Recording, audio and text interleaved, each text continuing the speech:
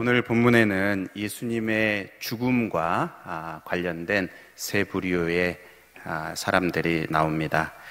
가장 먼저 나오는 사람은 1절, 2절에 이 대제사장들과 서기관들입니다.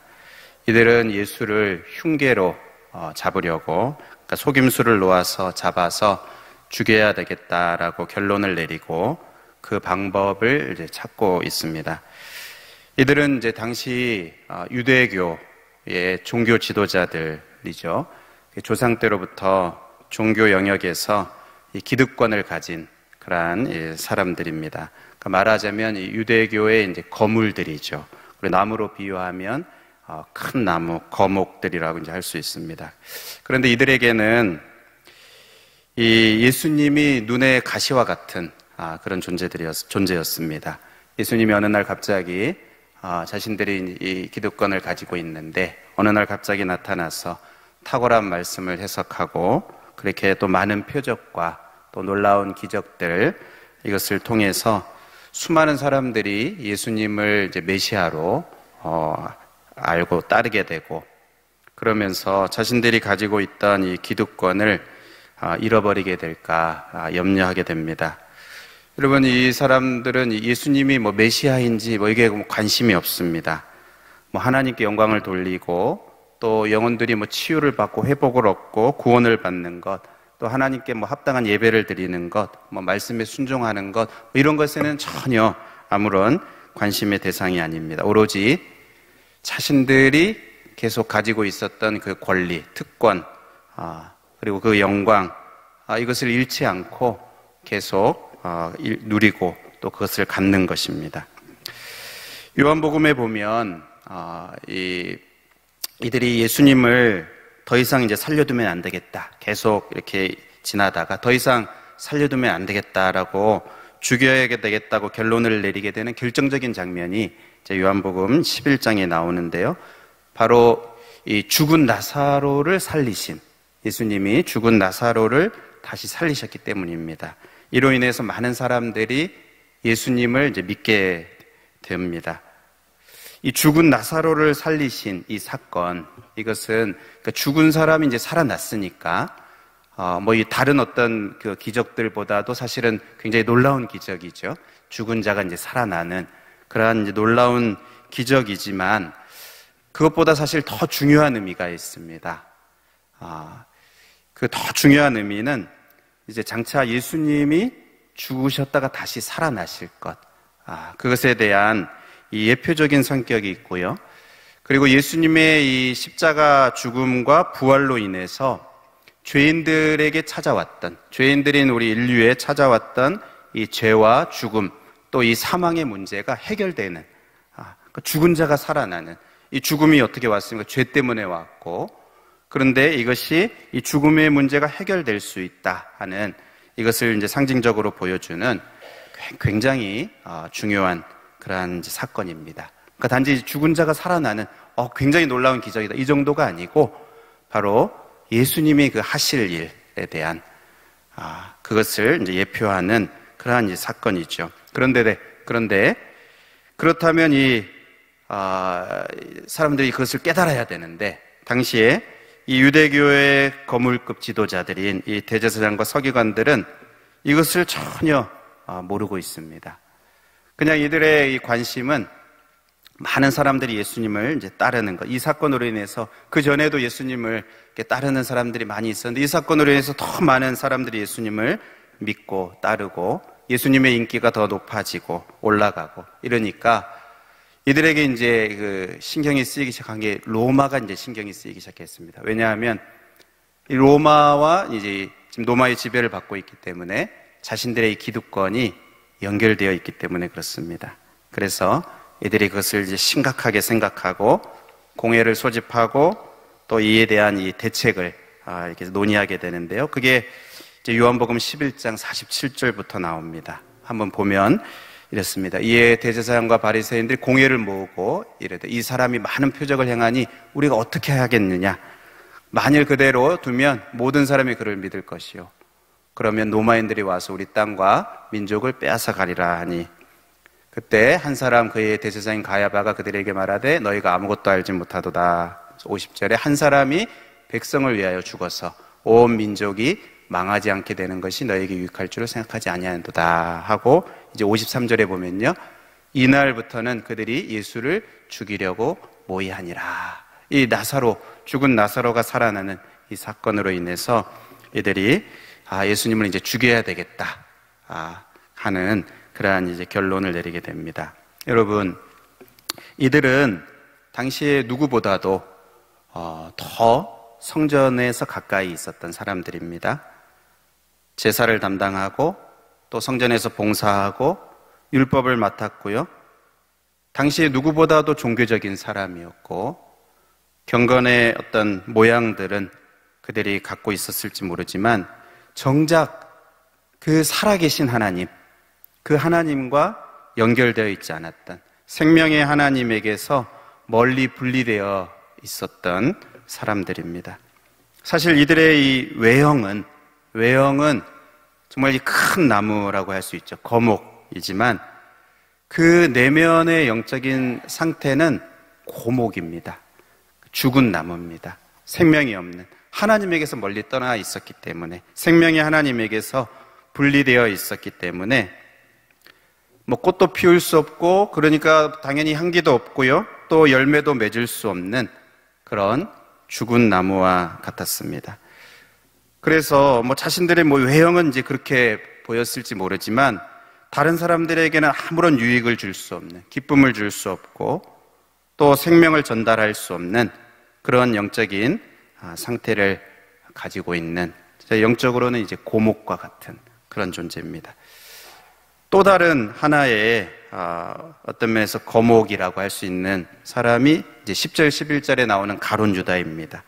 이 대제사장과 서기관들이 유대교의 거목이라면 가룟 유다는 이 12제자 그룹의 실세였습니다.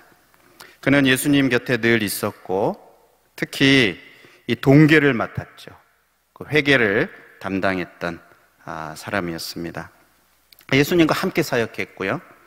또 예수님의 수많은 말씀을 옆에서 들었고 또 놀라운 그 기적들을 바로 옆에서 보았던 그러한 사람인데, 그런데 그가 예수님을 배신합니다. 그리고 돈을 받고 예수님을 이제 팔아버리는 그러한 사람이 됩니다. 여러분, 그가 왜 예수님을 배신하고 또 팔아버리는지 여러 가지 이유가 있겠지만 그가 예수님에 대해서 무엇인가 실망하게 된 것 같아요. 그러니까 자신이 생각했던 그런 예수님이 아니기 때문에 결국 예수님을 버리고 떠납니다. 예수님을 팔아버립니다.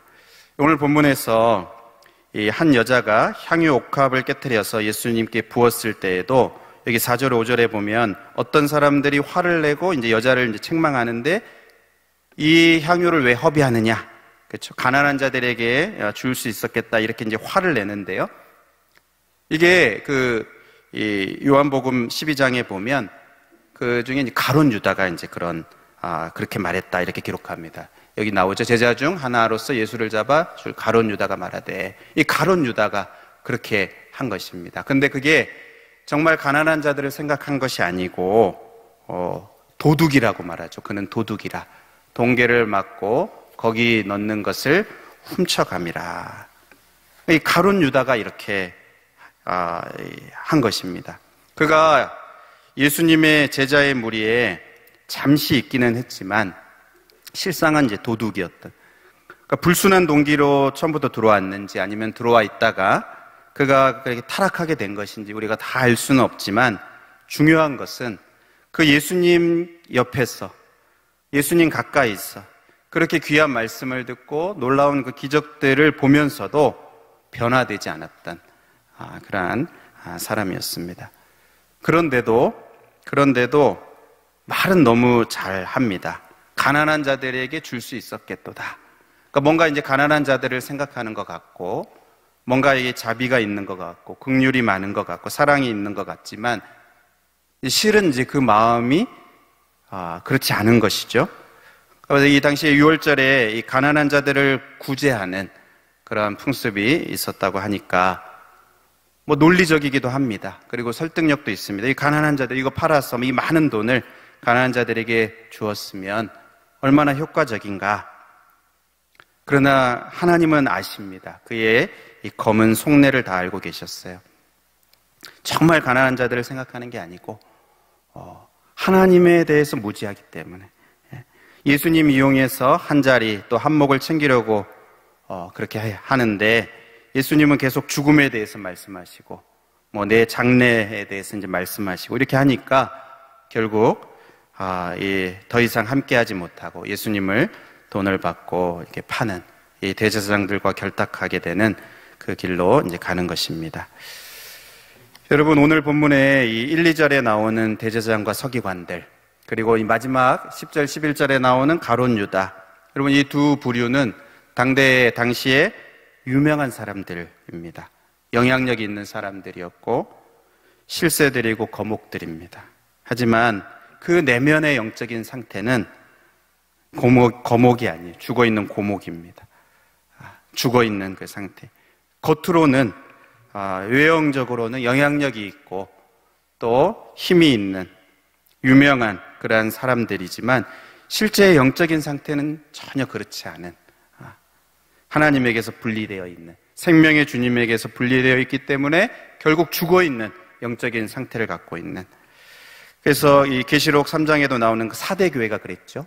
그가 살았다 하는 이름을 가졌지만 실상은 죽은 자다. 그 살았다 하는 이름을 뭐 자기가 말하든 또 이 사람들이 보든 그런 게 있는 겁니다. 그런 어떤 모습들이 겉모습에는 있는데 그러나 실상 하나님이 보시기에는 죽어있는 자다. 이게 그 영적인 상태였던 것입니다. 반면에 이 두 사이에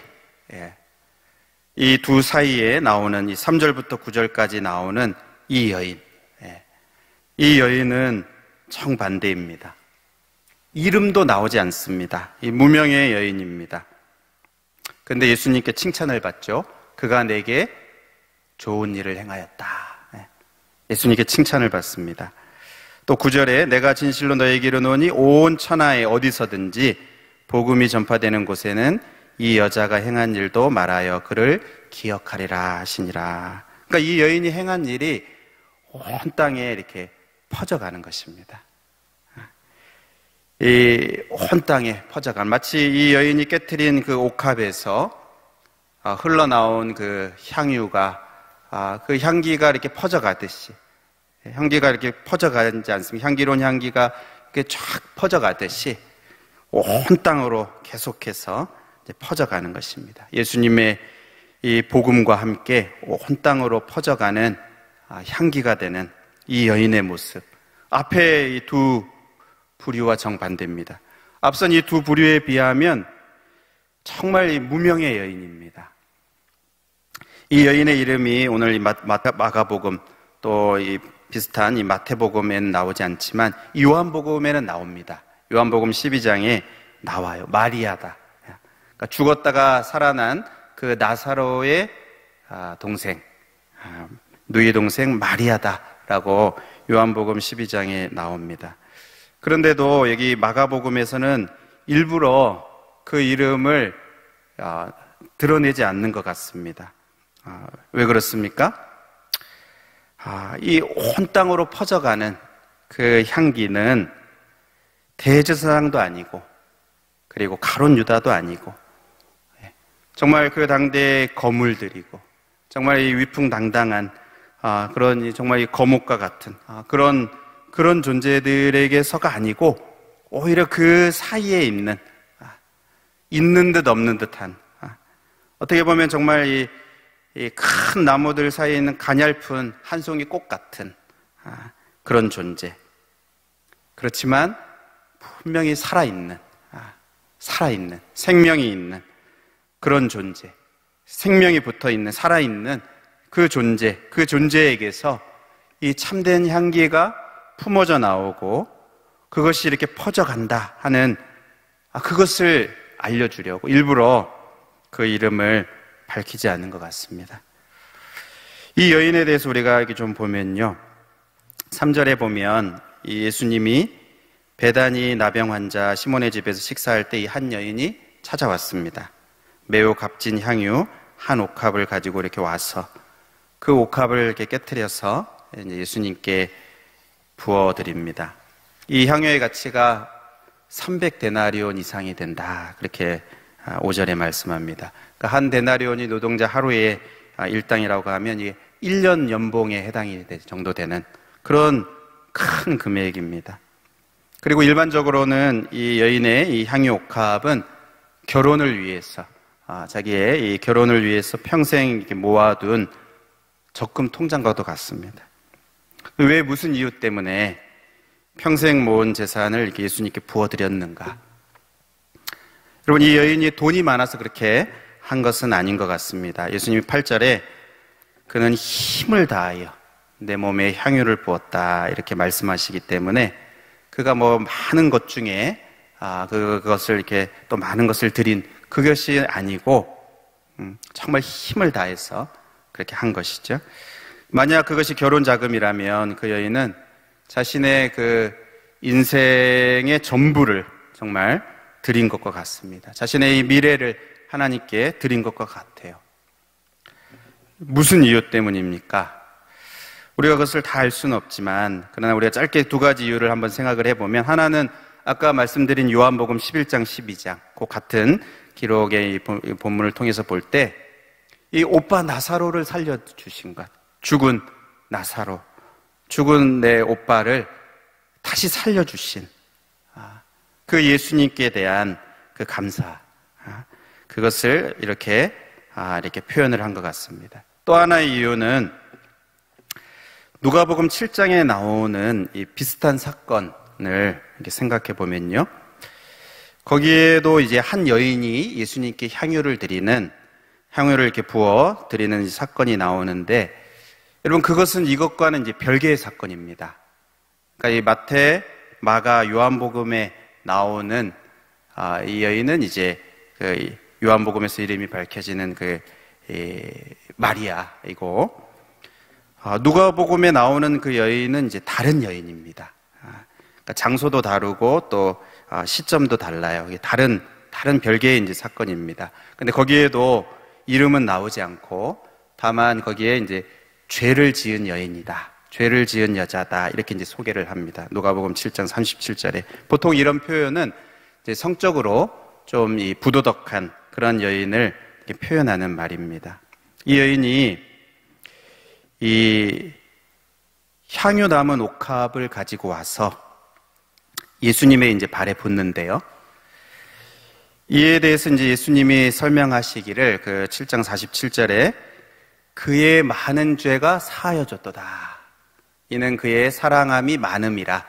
사함을 받은 일이 적은 자는 적게 사랑하느니라. 이제 이렇게 말씀을 하십니다. 그러니까 무엇입니까? 사랑의 표현이라는 것이죠. 근데 그 사랑의 표현이 무엇 때문이냐면 자기의 이 죄가 용서함 받은 것에 대한, 정말 이 자기의 이 죄를 용서해 주신 것에 대한 그리고 나를 이렇게 사랑해 주신 것에 대한 그것에 대한 감사의 반응으로 자기가 그것을 이게 사랑을 표현한 것이라는 것입니다.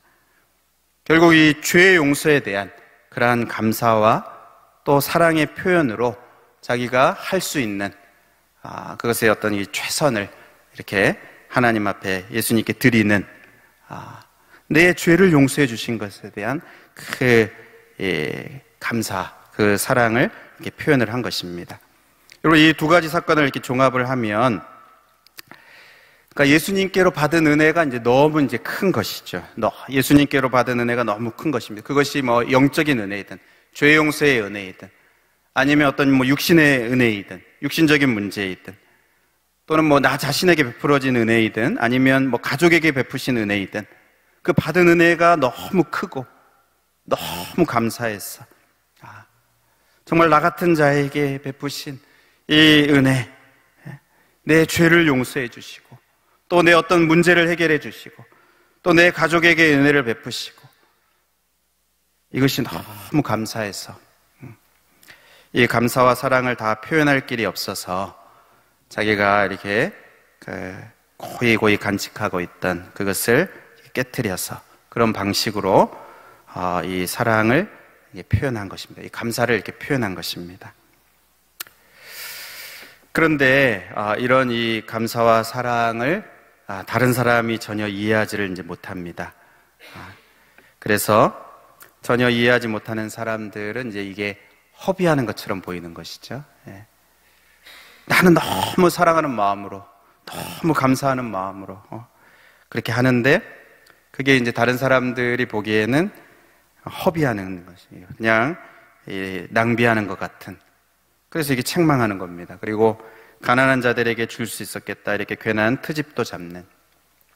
근데 여러분, 예수님이 그 중심을 아십니다. 사람들은 이해하지 못할지라도 예수님이 그 마음의 그 진심을 아셔요.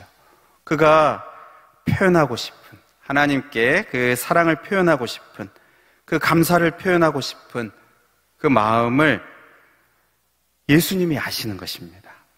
그래서 칭찬을 하시고, 그렇죠? 그리고 온 천하에 복음이 전해지는 곳마다 그를 기억하라 이렇게 이제 말씀하시는 것입니다. 예수님이 그 마음의 중심을 아시는 것입니다. 여러분, 우리도 정말 이 하나님께로부터 받은 그러한 은혜가 많지 않습니까?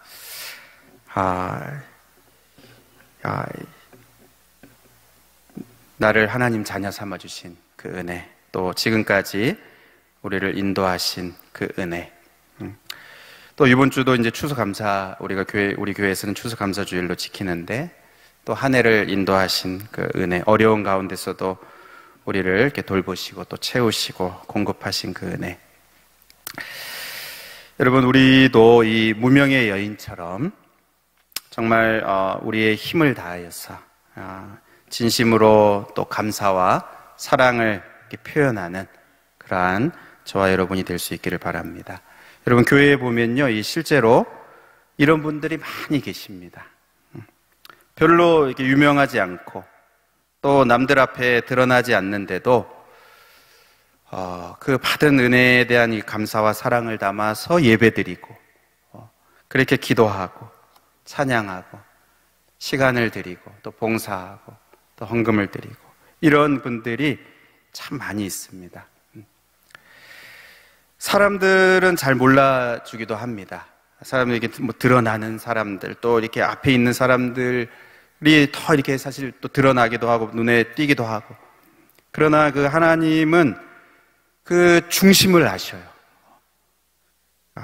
그 받은 은혜와 사랑 때문에 뭐 향유옥합을 깨뜨리든 아니면 자기 이 과부의 두 랩돈처럼 이렇게 자기의 것을 하나님 앞에 진심으로 드리는, 그렇게 예배하고 또 그렇게 기도하고 하나님을 찬양하고 감사하는 그 중심의 감사를 드리는 사람을 하나님이 받으시고 또 칭찬하시는 그런 사람들이 사실 교회 안에 많이 있습니다. 여러분, 저와 여러분도 참 그 하나님이 받으시고 인정하시는 그런 사람들이 될 수 있기를 바랍니다.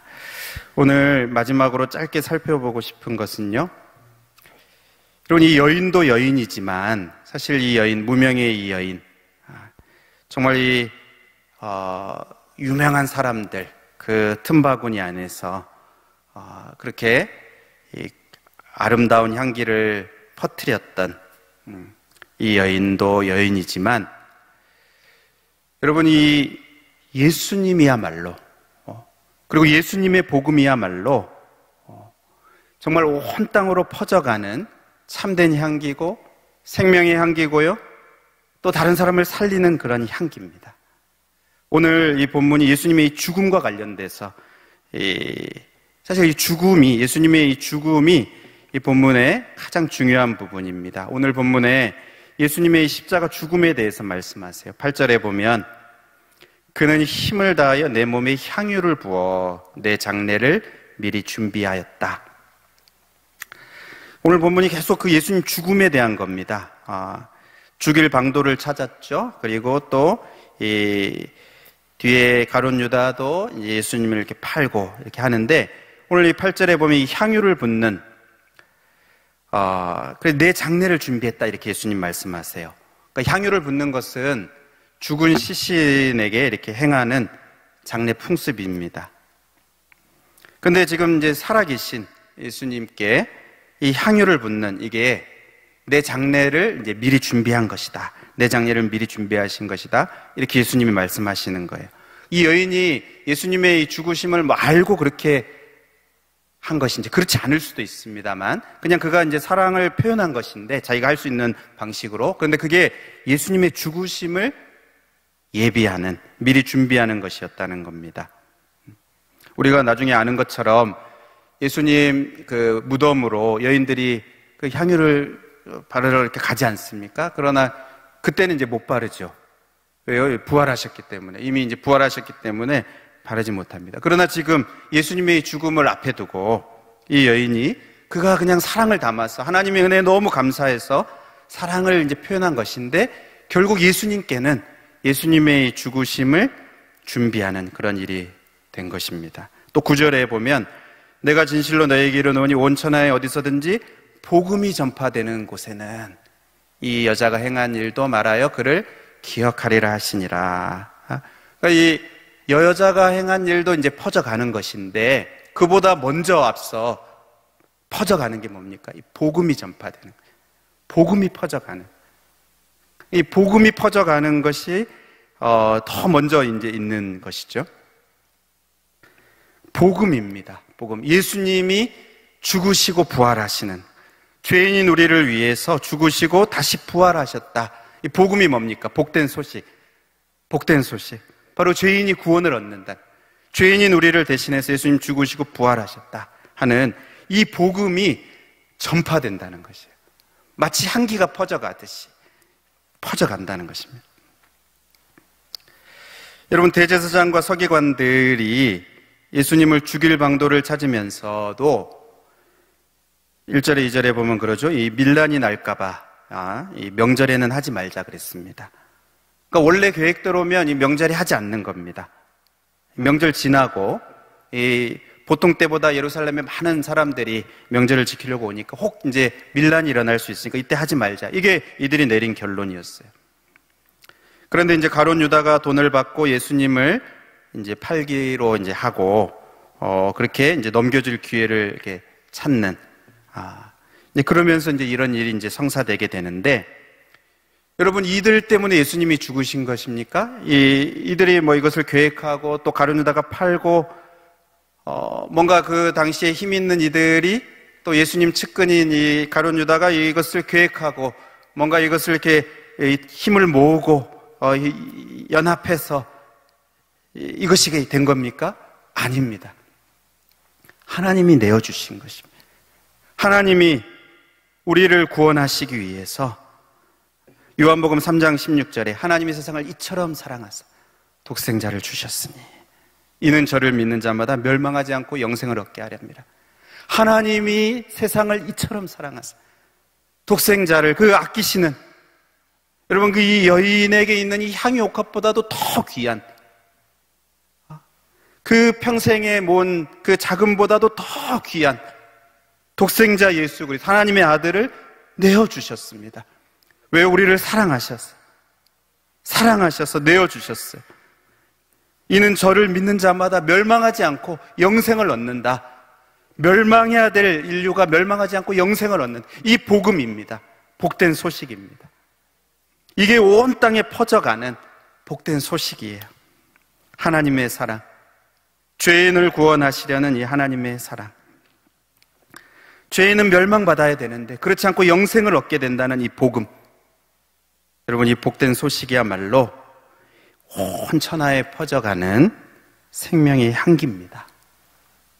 여러분, 이 생명의 향기가 퍼져가고 또 퍼져가고 많은 성도들과 순교자들을 통해서 계속 퍼져가서 오늘 무명인 우리들에게까지, 여러분, 여기에 있는 무명인 우리들에게까지 이것이 와서 여러분, 우리들이 바로 영생을 얻게 된 것입니다.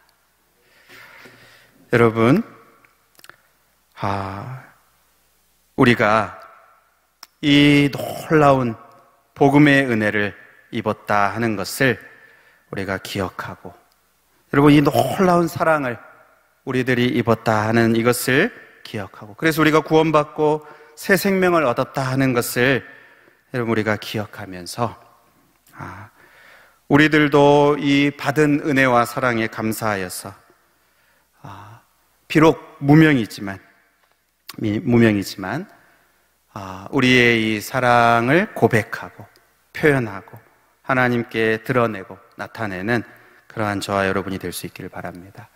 이 여인의 힘을 다해서 그 향유 옥합을 깨트린, 그리고 이것 우리도 향유 옥합을 깨트리자, 이 적금 통장 다 깨자, 이 말씀을 드리려는 게 아니고, 여러분 어떻게 그럴 수 있습니까? 어떻게 그럴 수 있냐? 그것이 바로 복음이 우리 가운데 흘러 들어올 때, 예수님의 사랑이 우리 가운데 흘러 들어올 때, 생명을 주신, 가장 귀한 그 사랑을 주신 그 예수님의 복음이 우리 가운데 흘러 들어오고 우리들 가운데 충만할 때, 그 예수님을 우리가 충만할 때, 그 복음의 향기가 우리 가운데 충만할 때, 여러분 이것은 우리를 통해서 흘러갈 수밖에 없는 것입니다.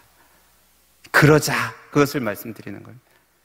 우리도 이렇게 하자, 이게 아니고 예수 그리스도로 충만, 복음으로 충만해, 예수님의 사랑으로 충만하지, 하나님의 그 사랑으로 충만하지, 그럴 수 있기를 우리도 기도하고 사모하고, 그렇게 충만할 때 우리도 이것을 이렇게 흘려보내는, 그 생명의 향기를 흘려보내고 정말 주님이 받으시는 그러한 감사와 사랑을 표현하는 그러한 삶을 살아갈 수 있게 되는 것입니다. 그런 저와 여러분이 될 수 있기를 바랍니다. 우리